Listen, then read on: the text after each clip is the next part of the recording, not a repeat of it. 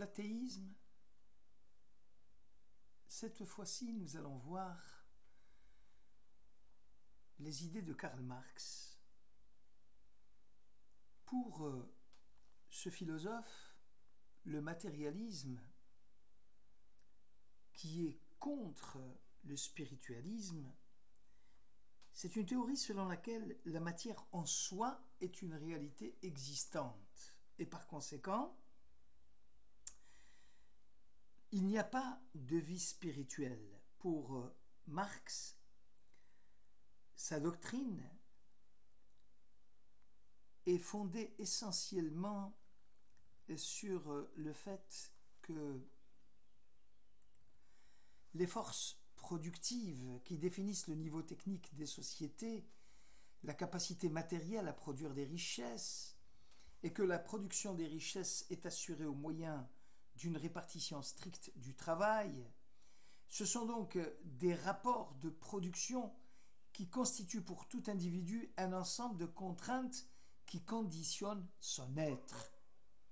Donc toute organisation d'activité économique comme élément déterminant qui permet pour une société donnée, à un moment donné, de rendre réellement compte de ses structures juridiques et de la forme que prennent les relations sociales, ainsi sa vie politique, intellectuelle. Pour l'analyse marxiste, il ne s'agit pas de réfléchir sur une théorie de la société, mais de voir comment c'est la société qui se réfléchit dans les théories.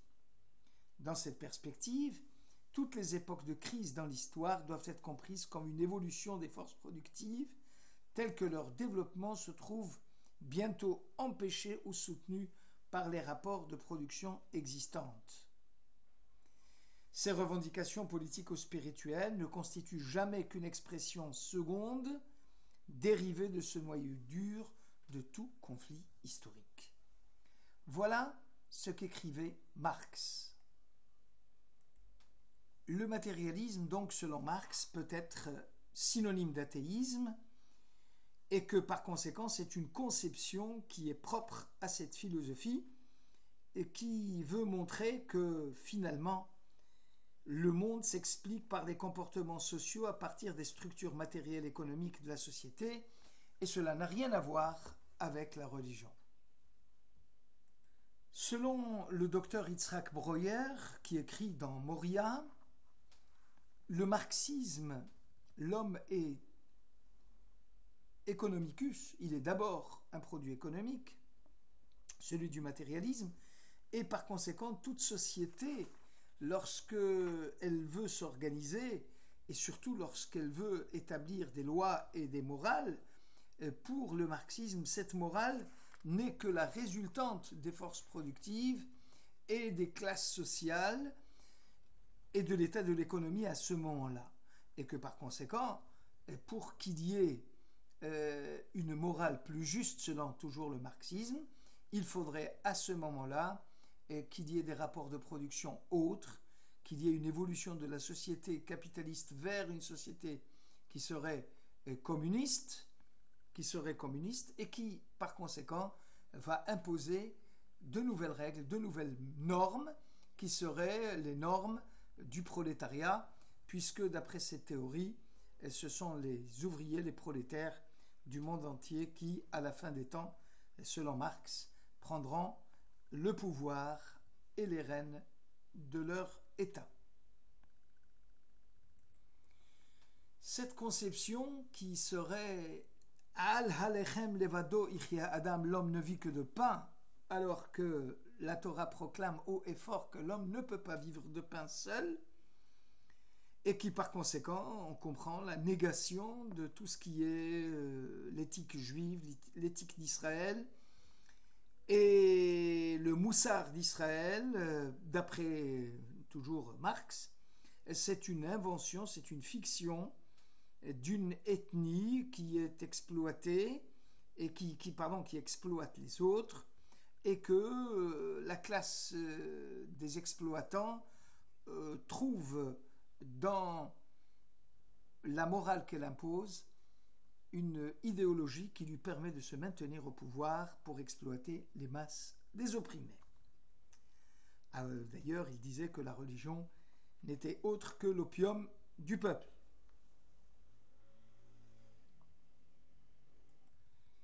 Si on ajoute à cette analyse celle de Nietzsche que nous avons vue, où la volonté de domination de l'homme et l'emploi de la force qui se déploie et de l'homme supérieur, nous arrivons ainsi à deux méthodes qui vont dominer l'Europe des années du XXe siècle.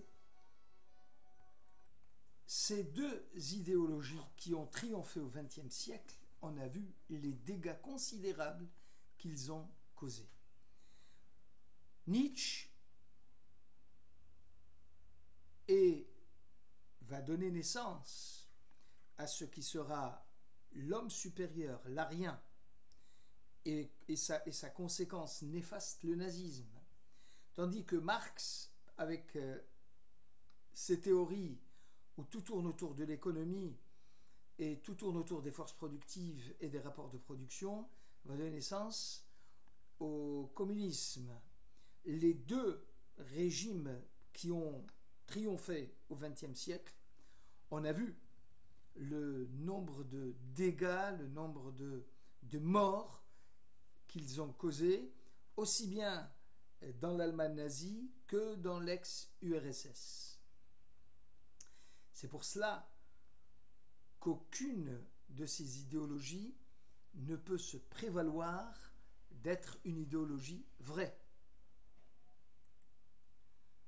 Force est de constater que le monde tremble à nouveau et qu'il se trouve à feu et à sang. Dans les circonstances violentes que nous vivons et que par conséquent, l'homme qui a voulu rejeter le sens du message divin est devenu perdu en quête de sens, de la véritable signification de la vie, qui est celui qui va détenir un pourquoi sur la base duquel il vit et qui devient capable de supporter n'importe quelle commande du monde. Ainsi, par exemple, grande fut la dépression qu'ont connue ces nations qui ont vécu tour à tour sous le joug nazi ou sous le joug communiste, donc sous l'influence de ces deux philosophes, Nietzsche et Marx, et que la sensation d'un manque d'explication définitive à la vie, pourquoi cela vaut la peine de vivre? Et comment éloigner l'impression du vide intérieur? C'est ce que l'athéisme a montré à ces gens. On a eu l'impression que plus personne n'enseigne à l'homme quoi faire ou comment se comporter. L'explication du sens de la vie, elle incombe, force est de constater, aux hommes de foi vertueux, aux croyants intègres en général. Elle donne à l'homme la sensation d'accomplir sa vocation et lui procure la joie de vivre. Ce qui est grave, c'est le vide de l'existence qui apparaît sous ses différentes marques. Pourquoi il advient que la frustration engendrée par une vaine recherche du sens soit compensée par cette recherche de puissance? Chez Nietzsche, où la recherche du matérialisme pour faire porter la responsabilité à d'autres, avec une forme plus primitive, par exemple l'amas de l'argent, ou la recherche de la jouissance qui prend la place à la recherche du sens. Et c'est là où se pose le problème de la foi. Pour certains, la foi procure à l'homme l'assurance et le fortifie contre les coups que lui inflige la vie. C'est pour eux un refuge spirituel. Le défaut d'une telle approche, c'est que la religion est déterminée et est diminuée en pensant des choses pareilles, car Dieu se retrouve au service de l'homme, au lieu que l'homme soit au service de Dieu. Pour d'autres, au contraire, l'essence de la religion et de la morale, c'est la soumission à Dieu dans l'accomplissement de sa volonté, indépendamment de tout ce qui est émotivité personnelle. Le défaut d'une telle approche, c'est que le Tout-Puissant n'exige pas de l'homme d'agir en automate, vidé de toute substance, capable uniquement de bouger son corps ses mains, ses lèvres. En fait, ce que Dieu exige, c'est de faire jaillir la vie dans toute son essence, dans tous ses sens matériels comme spirituels réunis, le plaisir résultant des bonnes œuvres qu'il pratique et du comportement éthique et qui constitue une part dans l'approche du Créateur. Le Rav Kook écrivait dans Oroth Ateria que l'Europe désespère de la justice divine parce qu'elle n'a jamais connu, dit-il.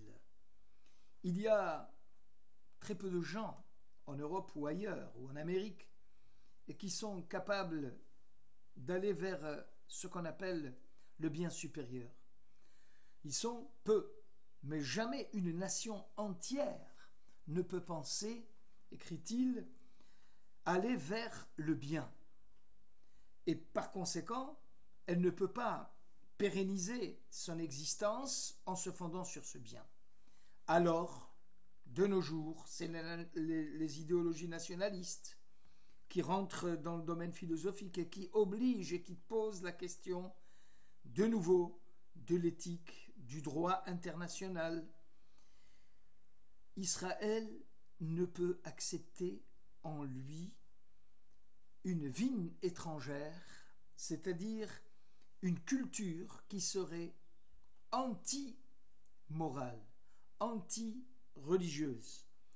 Parce que Israël, la nation juive, a en elle cette notion fondamentale du bien absolu.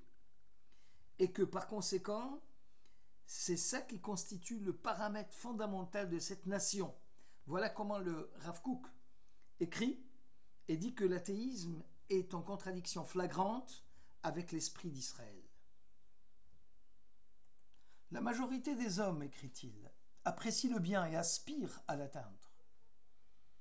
Même un petit enfant, lorsqu'on lui raconte les histoires à propos des hommes qui réalisent le bien, son cœur tressaille de satisfaction et s'insurge contre les mauvais hommes et leurs actions, avant même de pouvoir en saisir les principes, car, dit-il, les principes du bien sont imprégnés dans l'âme humaine. Celui qui perçoit Dieu en l'homme est porteur de l'expérience de vie la plus intérieure et la plus profonde. C'est celle de l'expérience religieuse qui remplit l'âme humaine d'une vie riche. Et c'est cet enseignement qui est légué à l'ensemble de l'humanité. Les 7 commandements destinés au fils de Noach, le père de la nouvelle humanité après le déluge, constituent un enseignement complet. Ils ont été donnés à l'homme dans le but de le rendre capable de vivre sa vie correctement. Et cet enseignement a été réitéré sur le mont Sinaï par Moïse pour qu'il soit reconnu comme étant d'origine divine. Dieu s'est révélé au Sinaï à Israël afin que l'enseignement soit dispensé à l'humanité entière. Tout le créé fait partie de la révélation du Dieu un et unique. Tout est l'œuvre de ses mains, tout dépend de sa volonté. Le monde créé par les 10 paroles et toute création dépendrait donc de lui et des sentences divines. Un cercle d'amour sans fin unit et relie toutes les créatures. Tous donnent et reçoivent. Pas une seule n'existe pour elle-même.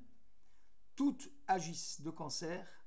Toutes participent à l'élaboration globale afin d'assurer leur vocation et d'assumer leur mission. Est-il concevable alors que l'une des créations n'ait aucune vocation dans ce monde, qu'elle soit née uniquement pour tout engloutir en elle et tout anéantir? Il est donné à l'homme d'être à l'image de Dieu et à sa hauteur plus que toute créature. Il a été créé pour reconnaître le Créateur par ses actes d'amour et de justice et de considérer toute création comme créature divine, sœur. et de l'aider dans l'accomplissement de sa vocation. Il t'est donné le pouvoir de sanctifier au service de Dieu. Et que croyez-vous? Eh bien, on croit profondément que Dieu a été attristé devant le spectacle donné par l'humanité, qui a voulu rejeter Dieu, qui a voulu se débarrasser de toute idée de spiritualité. Nous l'avons demandé à Dieu de sortir de nos écoles, de sortir de nos cités. Et Dieu, en tant que gentleman, il s'est retiré. Et comment pouvons-nous espérer que Dieu nous donne sa bénédiction et sa protection si nous insistons pour qu'il nous laisse seuls?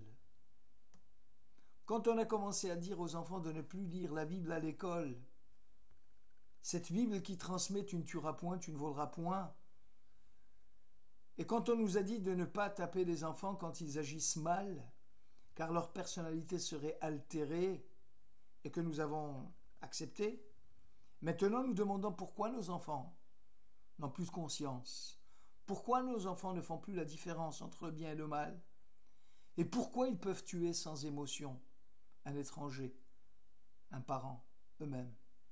C'est drôle de voir à quel point il est facile pour les gens de rejeter Dieu et de se demander ensuite pourquoi le monde devient un enfer. Nous croyons tous